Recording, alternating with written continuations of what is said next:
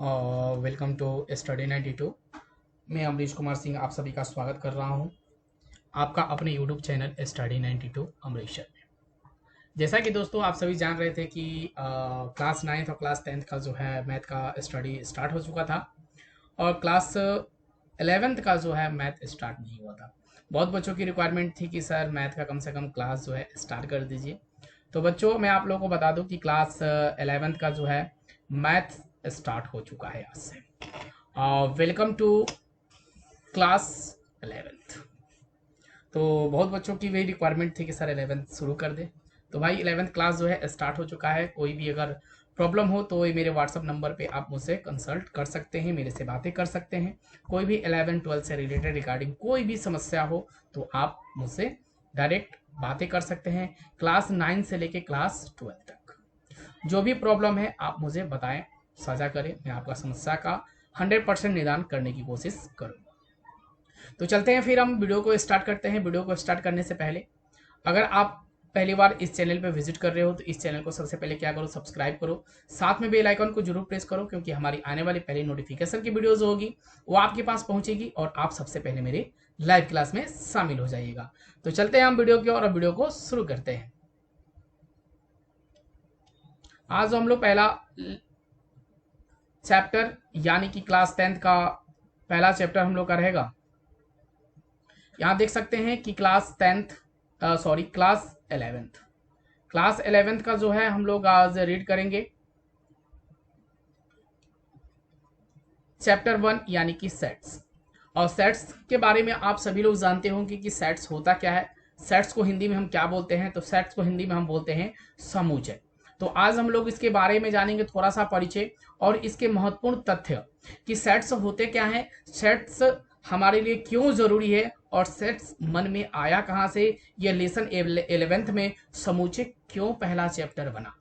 तो पहला चैप्टर समूचय क्यों इंपॉर्टेंट है मैं आप लोग को आगे चल के वीडियो में बताऊंगा, क्योंकि क्लास 9th में भी आपने इसके बारे में थोड़ा सा पढ़ा था, क्लास 10th में भी इसके बारे में थोड़ा बहुत जाना था, लेकिन 11th में इसके विस्तार रूप जो है हमें रीड करने हैं। तो चलते हैं फिर आगे और शुरू करते हैं आज का वीडियो। देखिए पहला आप लोग के सामने यहां दिख रहा होगा सेट्स के कुछ महत्वपूर्ण तथ्य। एकदम इंपॉर्टेंट तथ्य है भाई, इस तथ्य को बिल्कुल हम लोग मिस नहीं करेंगे। देखिए समुच्चय सिद्धांत का विकास किसने किया था। एक क्वेश्चन जो है आपके ऑब्जेक्टिव तौर पे एग्जाम में आएगा कि समुच्चय सिद्धांत का विकास किसने किया था। तो देखिए यहाँ पे जर्मन के गणितज्ञ जोरस कैटर ने 1845 से 1918 के द्वारा किया था। अब भाई जॉर्ज कैटर ने 1845 से 1918 के द्वारा तो कर दिया, बट उनके मन में ऐसा क्या बात आया कि सेट्स उन्होंने निर्माण कर दिया, यानी कि सेट्स उन्हें बना दिया। सेट्स पे बहुत सारे विस्तार में हम चर्चा करेंगे। देखिए सेट्स के बारे में सबसे पहले जानेंगे हम कि जो त्रिकोणमितीय श्रेणी के प्रश्नों को सरल करते समय उनका समुच्चय से पहली बार परिचय हुआ था। जब उन्होंने त्रिकोणमितीय, आपने पढ़ा होगा क्लास 10th में ट्रिको पढ़ा ही होगा, क्लास 9th में आपने नहीं पढ़ा है लेकिन क्लास 10th में ट्रिको आपने पढ़ा होगा। जब उन्होंने ट्रिको को सिद्ध कर रहा था तो उनके मन में जो एक बात आया, यानी कौन सा बात आया, तो सेट्स की बात आया, यानी समुच्चय की बात आया। तो समुच्चय क्या होता है, समुच्चय क्या होता है इसकी परिभाषा हमें जानना जरूरी है कि समुच्चय आखिर है क्या। कि त्रिकोणमिति बनाते समय उनके मन में यह ख्याल आ गया। तो ये जान लीजिए कि सुपरिभाषित संग्रह को हम क्या कहते हैं, समुच्चय कहते हैं। बिल्कुल छोटा एकदम वर्ड है कि सुपरिभाषित संग्रह को हम क्या कहते हैं, समुच्चय कहते हैं। यानी कि यह समुच्चय का अर्थ ही होता है। समुच्चय का क्या अर्थ होता है, समुच्चय का अर्थ मैं अभी आगे लेके चल रहा हूं थोड़ा सा स्लाइड को और बताऊंगा थोड़ा सा समुच्चय कि समुच्चय का अर्थ क्या होता है। समुच्चय का अर्थ क्या होता है बताइए तो मुझे, अगर आप थोड़ा बहुत जानते होंगे तो समुच्चय का अर्थ होता है संग्रह। क्या होता है, संग्रह होता है। समुच्चय का अर्थ क्या होता है, तो संग्रह हो सकता है, या इसे आप समूह बोल सकते हो, समूह बोल सकते हो बिल्कुल, या आप इसे झुंड भी बोल सकते हो। तो यह सारे 3 प्रकार में हमें इसे डिवाइड किए हैं, संग्रह, समूह और झुंड। देखिए समुच्चय क्या है, समुच्चय समूचे का अर्थ ही होता है क्या बेटा, संग्रह करना, समूह में रहना, यानी झुंड इकट्ठा करना। ये अब क्या होता है, समूह होता है। चलिए एक उदाहरण के तौर पे जो है मैं आप लोगों को सेट्स के बारे में और कुछ जानकारी देना चाहता हूँ। उदाहरण के तौर पे आपके पास अगर मानते हैं कि 4 मित्र हैं, जैसे कि राम एक मित्र हो गया, सोहन एक मित्र हो गया आपके पास, रोहन एक मित्र हो गया और रामू एक मित्र हो गया। यहाँ 4 मित्र जो हैं घूमने के लिए पार्क में जा रहे हैं और उस पार्क में एक समूह यानी कि झुंड यानी संग्रह में कोई जानवर दिख रहा है, जानवर मान लेते हैं कि जानवर उन्हें दिखाई दे रहा है। अब वह कौन कौन से जानवर होंगे, चलो मानते हैं हमें कि गाय हो गया, भैंस हो गई, बकरी हो गई, लोमड़ी मान लो, कुत्ता मान लो। या 5 जानवर जो हैं एक झुंड में क्या कर रहे हैं, ये तो ऑब्वियस है कि गाय घास खा रही होगी, भैंस भी घास खा रही होगी, बकरी भी घास खा रही होगी, बट लोमड़ी कुत्ता तो घास खाते ही नहीं है। बट उसी झुंड में लोमड़ी और कुत्ता भी उनको दिखाई दे रहा है। और राम कहता है, क्या कहता है राम, कि यह जो जानवर आपको दिख रहा है ये जानवर जो है जंगली है। चलो अब राम का सवाल आया तो मैं यहाँ लिखता हूँ, राम का सवाल का जवाब जो है आपको ही देना है। राम बोलता है कि जंगली जानवरों का यह समूह है, जंगली जानवरों का समूह है। सोहन फिर बोलता है नहीं, ये पालतू जानवरों का समूह है, जानवरों का समूह है। तब तक सोहन बोलता है नहीं, ये जानवरों का सिर्फ समूह है, जानवरों का समूह है। तब तक रामू भी चुप नहीं बैठता और बोलता है क्या, कि सबसे सुंदर जानवरों का समूह है, सुंदर जानवरों का समूह है। अब देखिए कि चारों का जवाब जो है अलग अलग आ रहा है। राम कहता है भाई अपने मित्र से कि जंगली जानवरों का समूह है। फिर सोहन कहता है तुरंत कि नहीं, ये तो पालतू जानवरों का समूह है। फिर रोहन भी चुप नहीं बैठता, वो बोलता है जानवरों का समूह है। तब तक राम भी जवाब देता है तुरंत क्या, कि सबसे सुंदर जानवरों का समूह है। अच्छा आप मुझे बताइए कि मैं आपका शिक्षक और आप मेरा स्टूडेंट, क्या आप हमारे लिए प्रिय हैं, हम आपके लिए क्या प्रिय हैं? अगर प्रिय हैं तो कितने बच्चों के प्रिय हैं? अगर आपका मित्र मानते हैं हम कि आपका मित्र 25 मित्र है, 25 मित्र का सही में मैं प्रिय हूं, ये जरूरी नहीं कि 25 मित्र का मैं सही से सबका प्रिय हूं, नहीं, इसमें से 15 का प्रिय हो सकता हूं क्योंकि अच्छाई मुझे वो ढूंढते होंगे, और कहीं 10 मेरे अंदर अच्छाई नहीं ढूंढते होंगे।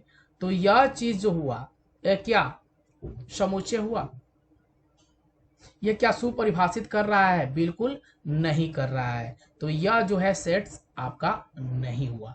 जिसका सुपरिभाषित संग्रह हो उसको हम क्या बोलते हैं? सेट्स बोलते हैं, यानी कि समुच्चय बोलते हैं। तो यहाँ तो 15 का तो एक सही जवाब आया, लेकिन 10 मेरे निगेटिव दिख रहे हैं और 10 मेरे पॉजिटिव दिख रहे हैं, तो इसलिए जो है यह सेट्स आपका नहीं है। उसी प्रकार यहाँ राम भी कहता है कि जंगली जानवरों का समूह है, सही बोला है कि जंगली जानवरों का यह समूह है। यह जंगली गाय तो पालतू होती है भाई, कोई जरूरी नहीं कि ये जंगली हो सकती है। भैंस भी तो पालतू हो सकता है, जरूरी नहीं कि यह जो है जानवर जंगली है। बकरी भी जरूरी नहीं कि जंगली है, पालतू होती है। लोमड़ी जंगली हो सकती है बट ये भी पालतू हो सकती है। कुत्ता भी जंगली हो सकता है बट यह पालतू हो सकता है। तब सोहन भी फिर कहता है क्या पालतू जानवरों का समूह है, जरूरी है, जरूरी नहीं कि ये पांचों जो जानवर आपको दिख रहे हैं ये पांचों जानवर पालतू हों। लेकिन रोहन कहता है जानवरों का समूह है, तो जानवरों का समूह है। देखिए रोहन कितना अच्छा वर्ड बोला है कि यह जो है जानवरों का सिर्फ समूह है, यह इसमें कुछ भी वर्ड यूज नहीं किया है कि यह पालतू जानवरों का समूह है, जंगली जानवरों का समूह है, या सबसे सुंदर जानवरों का समूह है। यह सिर्फ बोला है क्या कि जानवरों का समूह है, यानी कि यह जो हुआ आपका क्या हुआ, सेट्स हुआ। इसका सुपरिभाषित शब्द आपको देखने में मिल रहा है कि यह जो है यह जानवरों का सिर्फ समूह है। तो यह इनका सोहन का राइट आंसर हुआ। सोहन का क्या हुआ, राइट आंसर हुआ, क्योंकि इनका जो है मेल यानी सुपरिभाषित यह वर्ड हो रहा है सबसे सुंदर जानवरों का समूह है। अब बताइए कि गाय सुंदर होती है क्या? आपके नजर में कहीं गाय सुंदर होती है? भैंस क्या सुंदर होती है क्या? जरूर आपके नजर में सुंदर होती है। बकरी क्या सुंदर होती है क्या? कहीं आपके नजर में सुंदर होती है। लोमड़ी सुंदर होती है? आपके नजर में कहीं सुंदर होती है, तभी तो बोला है। कुत्ता सुंदर होता है तो आपके नजर में कुत्ता सुंदर होता है। बट ये तीनों के नजर में क्या कुत्ता सुंदर होता है? तो किसी ना किसी का मन में तो उठा कि नहीं, यह कुत्ता जो है सुंदर नहीं है। तो इसलिए इनका आंसर यहीं से गलत हो जा रहा है मेरा। राम का भी कहना सही है कि जंगली जानवरों का समूह है। जरूरी नहीं कि कुत्ता जंगली ही है, गाय मेरा जंगली ही है, यह पाला भी जा सकता है। तो इनका भी कहना बिल्कुल गलत है। सोहन का भी कहना क्या सही है, पालतू जानवरों का समूह है। लोमड़ी को तो आप पाल सकते हैं लेकिन ये जंगली है। कुत्ता को तो भी पाल सकते हो बट ये जंगली है। तो इनका भी कहना बिल्कुल गलत है। लेकिन सोहन कहता है कि इस जानवरों का समूह है। यह पालतू जानवर इसमें नहीं बोला है, न सुंदर जानवर बोला है, न जंगली जानवर बोला है, बस बोला है कि जानवरों का समूह है। तो यह आपका क्या बना, सेट्स जाके क्लियर हुआ। तो बोलिए यहां तक क्लियर बिल्कुल आप हैं, कोई दिक्कत आपको नहीं होगी। चलिए एक और परिभाषा के तौर पे हम उदाहरण के तौर पे समझेंगे और जानेंगे। तो एक और उदाहरण हम यहां आपके सामने रखते हैं। उदाहरण संख्या 2। उदाहरण जो है आपका हम 2 एक क्लियर करते हैं। अब यहां हम आपके रखते हैं आपकी कक्षा में कितने विद्यार्थी हैं। आपकी कक्षा में कितने विद्यार्थी हैं। अब बताइए, आप सेट्स के मदद से आप बता सकते हो कि आपके कक्षा में कितने विद्यार्थी हैं। अगर मैं आपसे क्वेश्चन करूं, या जो मेरा वीडियो देख रहा है, यानी मेरा वीडियो जो देख रहा है वह देख रहा है, मेरा मानते हैं कि हम अंकित देख रहा है, यह मेरा वीडियो अंकित देख रहा है। मैं अंकित से क्वेश्चन किया कि अंकित बताओ कि आपकी कक्षा में कितने विद्यार्थी हैं। तो अंकित क्या किया कि टोटल बॉयज की संख्या उन्होंने काउंट किया और बोला 20, और गर्ल्स की टोटल संख्या उन्होंने काउंट किया और बोला सर 25। कुल मिला कितने संख्या हो गए, तो 45। तो अंकित ने इसका जवाब सही दिया। और दूसरा हम बच्चे से यही क्वेश्चन करते हैं उसी कक्षा में कि आपकी कक्षा में कुल कितने विद्यार्थी हैं। तो चलिए दूसरा विद्यार्थी हम मानते हैं कि अंकिता है। अंकिता से भी मैं पूछा कि अंकिता बताओ कि आपके कक्षा में कुल कितने विद्यार्थी हैं। तो सर बॉयज की संख्या काउंट करके बोली 20, गर्ल्स की काउंट करके संख्या बोली 25, यानी कुल मिला के सर 45 संख्या हो गई। फिर मैं दूसरे बच्चे से मैंने पूछा, अगर मानते हैं कि दूसरा बच्चा विकास से मैंने पूछा कि विकास ये बताओ कि आपके कक्षा में कुल कितने विद्यार्थी, तो उसने भी काउंट करके बोला कि सर बॉयज की संख्या 20 और गर्ल्स की संख्या 25, कुल मिलके कितने हो गए 45। तो यह सबका आंसर जो है बिल्कुल समान आए, बिल्कुल एक ही जैसा आए, तो वह क्या होता है, समुच्चय होता है। यानी सबका आंसर बिल्कुल समान हो, एक ही जैसा हो, यानी सुपरिभाषित हो रहा हो। यह सुपरिभाषित हो रहा है कि नहीं बताइए तो, यह सुपरिभाषित हो रहा है कि नहीं, बिल्कुल हो रहा है, क्योंकि यहाँ अंकित का आंसर सही है, अंकिता का आंसर सही है, विकास का आंसर ही, कुल टोटल छात्र की संख्या जो है कितनी है 45 है।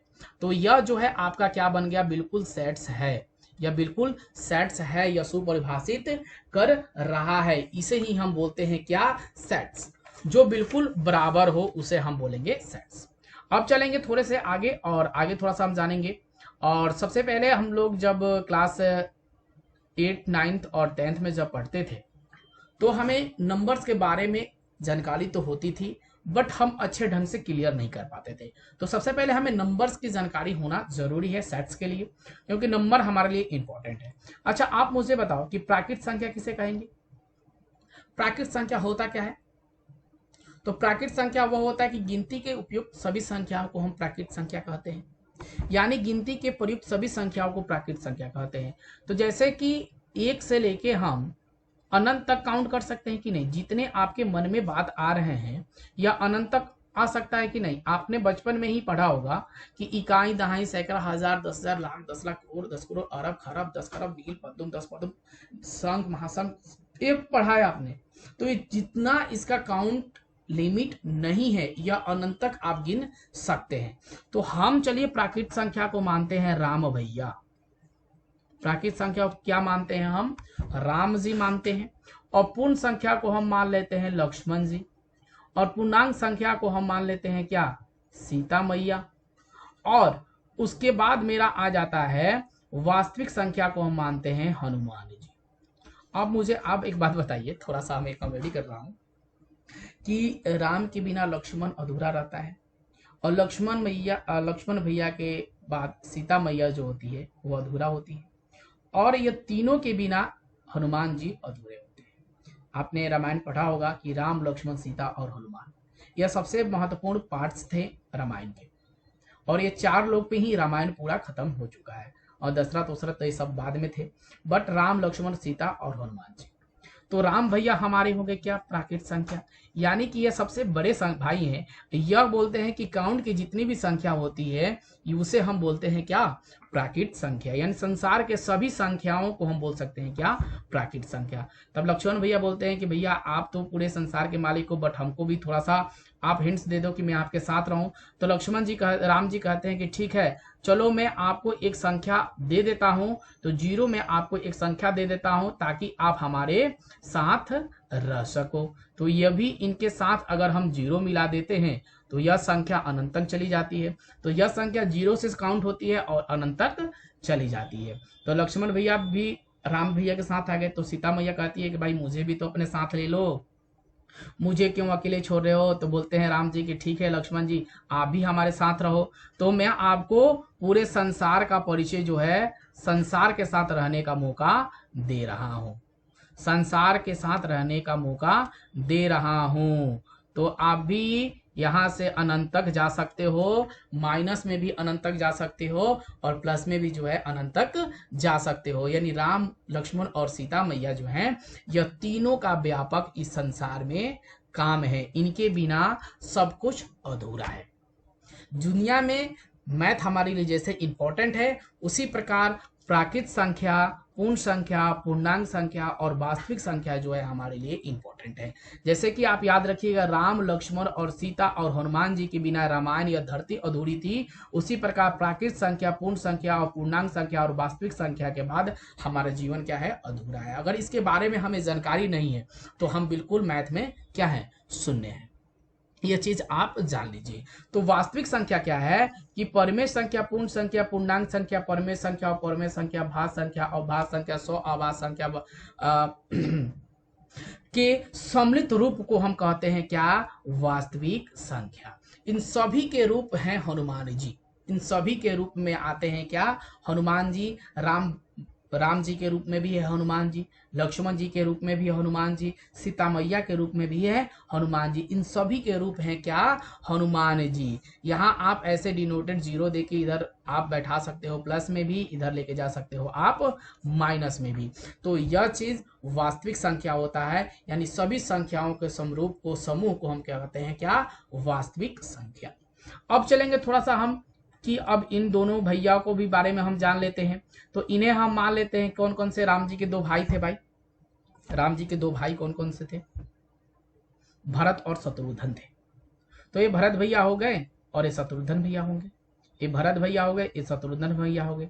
और यहाँ 2 भैया का नाम जरूर ले लेंगे हम। तो यहाँ ले लेंगे भाई रावण भैया, और यहाँ ले लेंगे क्या? विभीषण भैया। तो चलिए, परमेय संख्या क्या होता है कि परमेय संख्या होता है जिन्हें हम p/q के रूप में व्यक्त कर सकते हैं, उसे हम परमेय संख्या कहते हैं। जैसे कि परमेय संख्या को हम व्यक्त करते हैं, जैसे मान लीजिए कि 4/2, क्या यह परमेय संख्या है? यस, परमेय संख्या। इसको काट देंगे 2 से तो यह पूर्णतः विभाजित हो जा रहा है। तो यह 2 है मेरा क्या? परमेय संख्या। चलिए हम यहाँ रख देंगे 3/2। क्या यह परमेय संख्या है? क्या जरूर हो जाएगा, क्योंकि 3 में 2 से जब हम भाग जाएंगे तो 1.5 पे जाके मेरा क्या हो जाएगा? लिमिट हो जाएगा। तो यह परमेय संख्या है जिन्हें p/q के रूप में हम व्यक्त कर सकते हैं। और चलिए मानते हैं कि 1/3 क्या परमेय संख्या है, ऑब्वियस ये भी परमेय संख्या है, क्योंकि जब इसको भाग दीजिएगा तो 0.33333 ऐसे नियंत्रण संख्या बढ़ती चली जाएगी। तो जो संख्या नियंत्रण बढ़ती जाती है उसे हम क्या कह सकते हैं, परमेय संख्या कहते हैं। ठीक है, और परमेय संख्या किसे बोलते हैं, यानी ये तो हमने भरत भैया की बात कर दिया, अब शत्रुघ्न भैया की बात करेंगे। तो अपरिमेय संख्या उसे कहते हैं कि जिन्हें हम p/q के रूप में व्यक्त नहीं कर सकते हैं, उसे हम अपरिमेय संख्या कहते हैं। क्या √3 क्या परमेय संख्या है? ऑब्वियस है कि यह परमेय संख्या है। नहीं हम नीचे 1 लगा लेंगे, भाग लगा देंगे तो शायद यह परमेय संख्या बन जाएगा। नहीं, भाग भी लगाइएगा अगर आप, तो इसकी संख्या जो है 3.4 और 2 मान लीजिए 1616126 ऐसे डिजिट अलग अलग करके आएंगे। तो ऐसे अलग अलग डिजिट करके अगर आपको भाग देने पे देखने को मिलता है तो आप मान लीजिए कि यह एक अपरिमेय संख्या है। तो बोलिए यहां तक आप क्लियर होंगे, कोई दिक्कत नहीं होगी। अब चलिए भाई रावण भैया को जान लेते हैं। रावण भैया जी कहते हैं कि मैं स्वयं एक से विभाजित होता हूं, किसी और से विभाजित नहीं होता भाई। मैं स्वयं अपने आप से विभाजित होता हूँ, मुझे कोई हरा नहीं सकता है, मुझे हराने वाला अभी कोई धरती पर जन्म नहीं लिया है। तो भाई विभीषण बोले कि हाँ हाँ हाँ हाँ, तुमको हराने के लिए हाँ हम तो है ना, क्योंकि हमारा मित्र जो है राम अभी है। तो भाज्य संख्या बोलते हैं कि नहीं ठीक है आप तो मुझे हराए, तो बोलते हैं कि जो 2 से स्वतः विभाजित हो जाए उसे हम बोलते हैं क्या, भाज्य संख्या। यानी यह भाज्य संख्या विभीषण जी बोलते हैं कि मैं किसी के साथ जाके मिल सकता हूँ, लेकिन रावण कहते हैं नहीं, मैं स्वयं स्वयं अपने से विभाजित होऊंगा।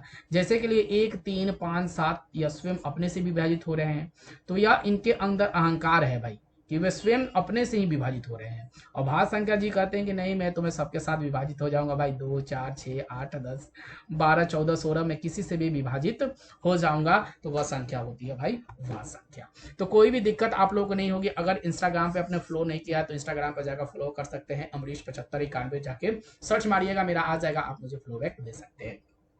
तो यहां तक बिल्कुल आपको क्लियर होगा। अब हम थोड़ा सा आगे चलेंगे और जानेंगे समुच्चय सेट लिखने का तरीका क्या होता है।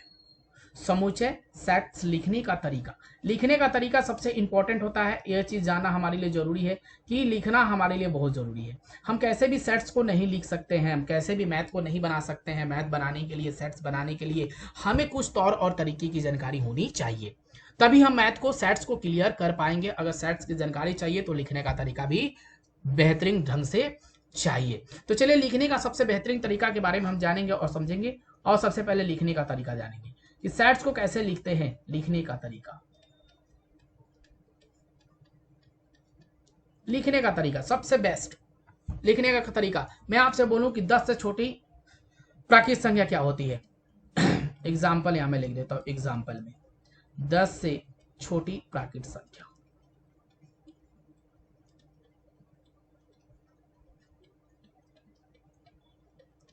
दस से छोटी प्राकृतिक संख्या क्या होती है, आप मुझे बता सकते हो कि 10 से छोटी प्राकृतिक संख्या होती है 1 से लेके 9 तक। ये आप सभी लोग जानते हैं, बट आप ऐसे तो आंसर दे सकते हो क्या, ऐसे आंसर दे सकते हो 1 2 3 4 5 6 7 8 9, ऐसे आप आंसर दे सकते हो? जी बिल्कुल नहीं। ये आप अपने छोटी कक्षाओं में ऐसे किया होगा, बट आपको सेट्स में ऐसे लिखना उचित नहीं है, यह गलत होगा। सेट्स लिखने का सबसे बेहतरीन तरीका आप देख लीजिए कि 10 से सबसे छोटी प्राकृतिक संख्या को हम n से सूचित करते हैं, यह बात सभी लोग जानते हैं। ब्रैकेट लेंगे ऐसे और ब्रैकेट के अंदर लिखेंगे 1 2 3 4 5 6 7 8 और 9, ब्रैकेट बंद। ऐसे आप सेट्स लिख सकते हो। यह जो है सेट्स लिखने का बेहतरीन तरीका है, यानी यह 1 से लेकर 9 तक जो सदस्य हुए यही सेट्स हुए। क्लियर? 1 से लेकर 9 तक जो भी आपके पास सदस्य हैं वही क्या है, सेट्स है। तो यह जो होगा आपका सही होगा, ऐसे आपको सेट्स लिखने होंगे। चलिए दूसरा एग्जाम्पल के तौर पे मैं आपको यहां देता हूं कि 5 से छोटी सम संख्या, 5 से छोटी सम संख्या। तो 5 से छोटी सम संख्या कौन सी होती है? सम संख्या को इवन नंबर से सूचित करते हैं, यानी कि ई से सूचित करते हैं। अब इसे सेट्स पे लिखने का तरीका, तो यहाँ कैसे लिखे, 5 से छोटी सम संख्या जो 2 से विभाजित हो जाए, यानी कि 2 और यहाँ पे 4 ब्रैकेट बंद। ऐसे आप सेट्स लिखिएगा, नहीं तो आप सबसे छोटी संख्या बोल दिया जाए तो आप लिख दीजिएगा 2 और 4, तो ऐसा आपका गलत हो जाएगा बेटा। सेट्स ऐसे ही लिखते हैं। ओके, चलिए अब थोड़ा सा आगे चलेंगे और थोड़ा से महत्वपूर्ण बातों को जानेंगे। समूचे के गुण एवं विशेषताओं को जाने और समझें। सेट्स के कुछ गुण भी हैं और कुछ विशेषता भी हैं। तो सेट्स के कुछ गुण और सेट्स के कुछ विशेषताएं जो हमारे लिए क्या है, इंपॉर्टेंट है, जो हमारे दैनिक जीवन के लिए बहुत ही ज्यादा उपयोग भी है। तो चलिए भाई समूचे के गुण के बारे में जानेंगे। तो 1 नंबर गुण क्या हम लिख सकते हैं, समूचे में कोई ऑर्डर नहीं होता है। इस चीज को याद रखिएगा। पहला नंबर, इस समुच्चय में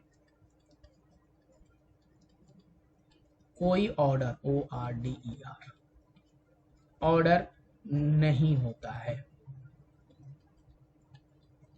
समुच्चय में कोई भी ऑर्डर नहीं होता है, बिना ऑर्डर के आप यहां काम कर सकते हैं।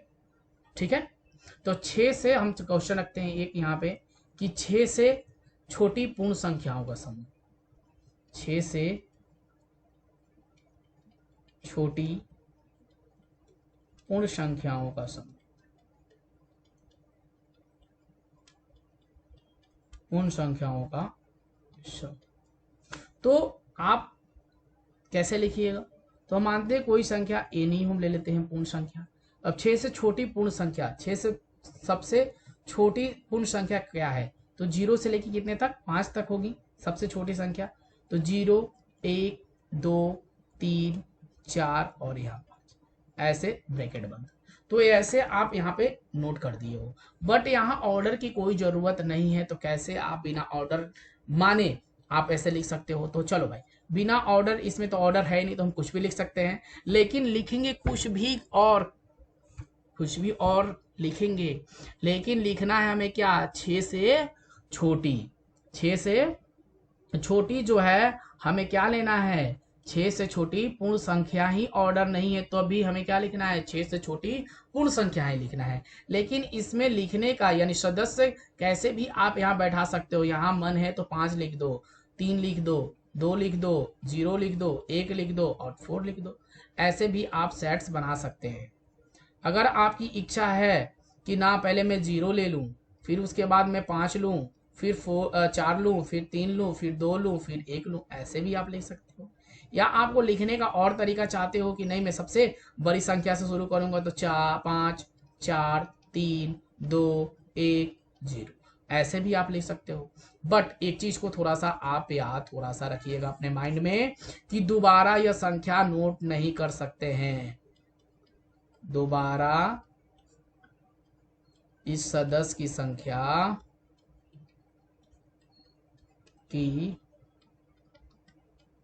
संख्या को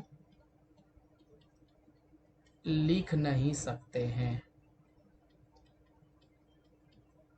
लिख नहीं सकते हैं। दोबारा इस सदस्य की संख्याओं को जो है आप नहीं नोट करिएगा। इस चीज को नोटबुक में आप अपना नोट कर लीजिएगा, क्योंकि यहाँ 1 0 है तो यहाँ 0 2 बार आप यहाँ नहीं लिख सकते हैं, 1 2 बार आप यूज नहीं कर सकते हैं, 3 जो है डबल यूज आप नहीं करिएगा। नंबर अगर करते हैं आप तो आपका गलत पाया जाएगा। जब हम एक्सरसाइज करेंगे तो उसमें जो 1.1 में पूरा तौर पे दिखा दिया गया है और बता भी दिया गया है कि आप दोबारा जो है कोई भी सदस्य की संख्याओं को नोट आप नहीं कर सकते हैं, लिख नहीं सकते हैं। तो ये रूल नंबर कितना हुआ आपका बेटा, 1 हुआ, यानी समुच्चय में कोई भी ऑर्डर नहीं होता है। रूल नंबर 2 में हम देखेंगे थोड़ा सा। रूल नंबर 2 में क्या कहता है कि समान सदस्य को एक बार ही लिखना है। अब लो भाई, रूल नंबर 2 में ये आ गया जो मैं भी चर्चा ही कर रहा था कि सामान्य सदस्य को एक बार ही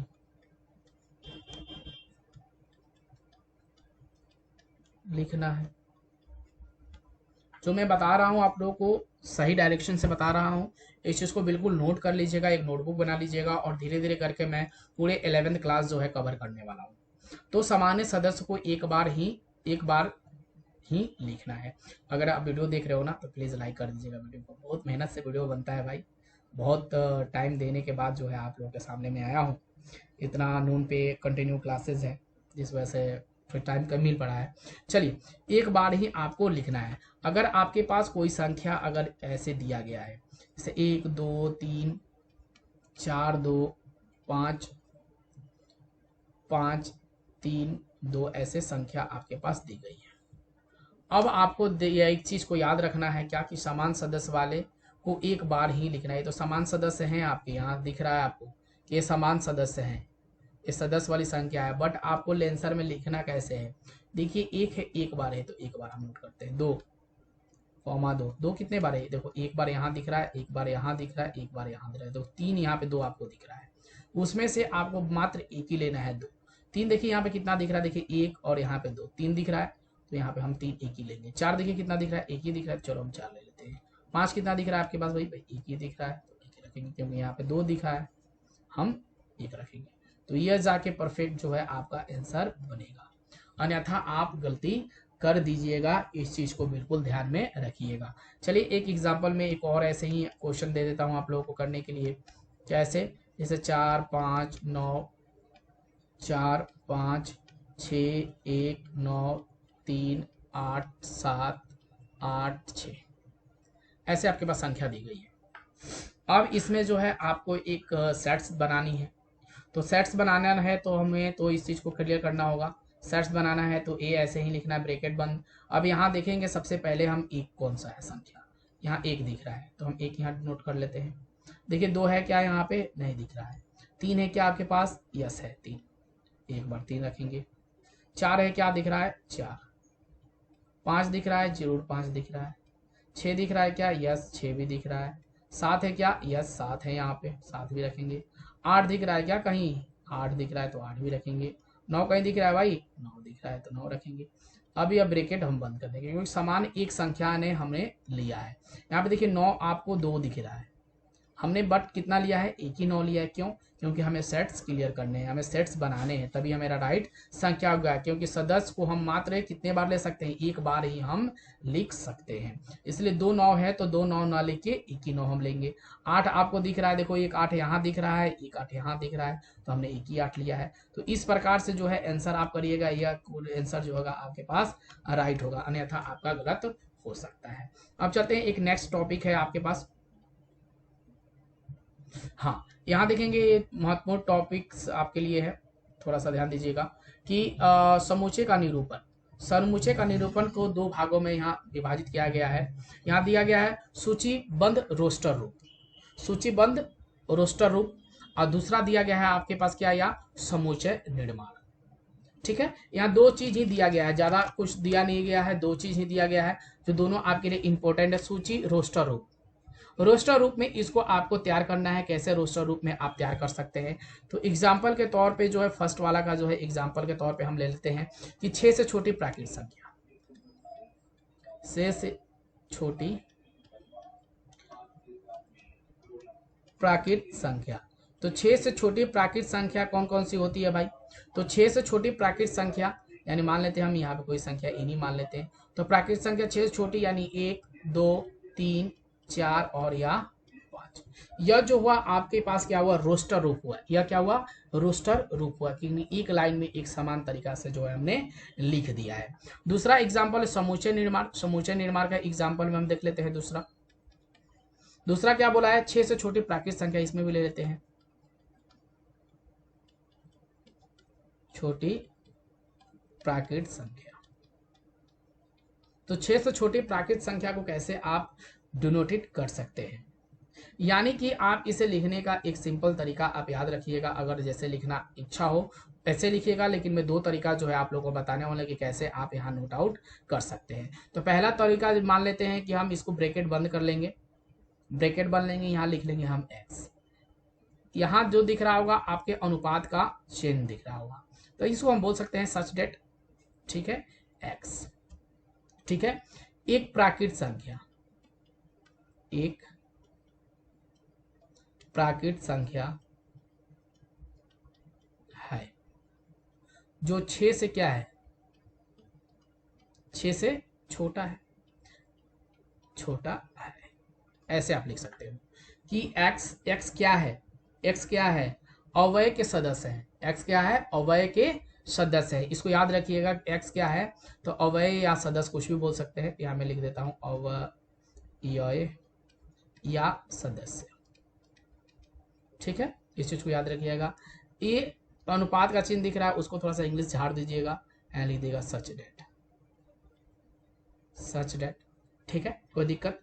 एक्स जो है आपके पास यहाँ क्या है, प्राकृत संख्या, प्राकृत संख्या, ओके। इस हिसाब से आप यहाँ दर्ज कर सकते हैं, लिख सकते हैं, कोई दिक्कत तो नहीं होगी ना भाई, बोलिए जल्दी, नहीं दिक्कत होनी चाहिए। एक्स जो है मेरा अवयव, इसको बोले या आप सदस्य बोल सकते हैं। ये अनुपात को आप यहाँ थोड़ा सा इंग्लिश झाड़ दीजिएगा, सच डेट बोल दीजिएगा। एक्स एक क्या है, प्राकृत संख्या है जो 6 से क्या है, छोटा है। दूसरा रूप में भी आप लिख सकते हो, ऐसे लिख सकते हो कि ब्रैकेट बंद एक्स सच डेट एक्स से छोटा है, यानी कि x greater than less than 6, ऐसे भी आप लिख सकते हो।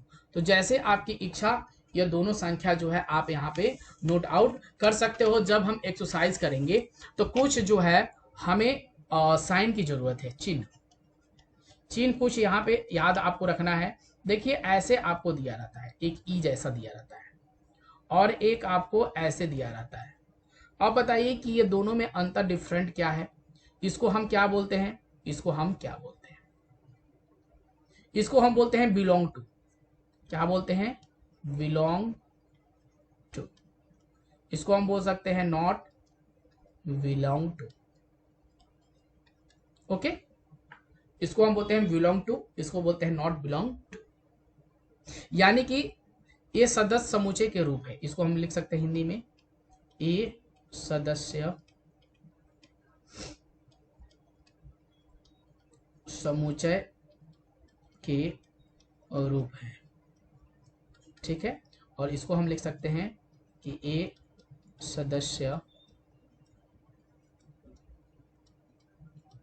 समुच्चय के रूप नहीं है, ठीक है। हिंदी में याद रखना है तो हिंदी में याद रखिए, अगर इंग्लिश में याद रखना चाहते हो तो इंग्लिश में याद रखिए। इसके एग्जाम्पल से एक और हम लोग क्वेश्चन कर लेते हैं, थोड़ा सा जस्ट एग्जाम्पल, छोटा सा एग्जाम्पल रखेंगे। ओहो शिट, अब पेज ही नहीं आ, चलो यहाँ देख लेते हैं हम एग्जाम्पल में। उसके एग्जाम्पल में हम यहाँ पे देखेंगे कि चलो एक सदस्य हम ले लेते हैं, चलिए एक सदस्य हम बना लेते हैं, जैसे कि 1 2 3 4 यहाँ पर रख लेते हैं और बोलते हैं 5 से छोटी सम संख्याएं, सॉरी 5 से छोटी प्राकृत संख्याओं के समूह। यहाँ हम क्वेश्चन रखते हैं 5 से छोटी प्राकृत संख्या। तो 5 से छोटी प्राकृत संख्या जो है आपके पास आ गया सदस्य 1 2 3 और 4। अगर तो इसको आपको लिखना हो तो आप कैसे लिखते हो, 4 यू बिलोंग टू ए, ऐसे आप यहाँ पर दर्ज कर सकते हो, कोई दिक्कत नहीं होगी। ऐसे आप लिख सकते हो, कोई दिक्कत नहीं होगी। अगर यहाँ 5 बिलोंग ए लिखा जाए तो क्या सही है कि गलत है, क्योंकि यहाँ 5 से छोटी कम प्राकृत संख्या बोला है, तो 5 से छोटी प्राकृत संख्या 4 ही तक होगा, 5 तो होगा नहीं, तो यह है नॉट बिलोंग टू, यानी कि यह जो है गलत है। तो जैसे ऐसे ऐसे क्वेश्चन पूछा जाए वैसे आपको एक्सरसाइज 1.1 में जो दिया गया है, तो 1.1 जो है नेक्स्ट डे जो है हम लोग करने वाले हैं, बहुत ही इंपॉर्टेंट है। तो आप वीडियो को जरूर लाइक शेयर जरूर कर दीजिएगा और सभी को सूचना जरूर दे दीजिएगा कि अमृत सर जो है क्लास 11th के भी जो है यूट्यूब पे स्टडी कराना शुरू कर चुके हैं। तो इस वीडियो को ज़्यादा जरूर शेयर करिएगा, अच्छी लगी होगी इन्फॉर्मेशन। तो thank you so much, bye bye.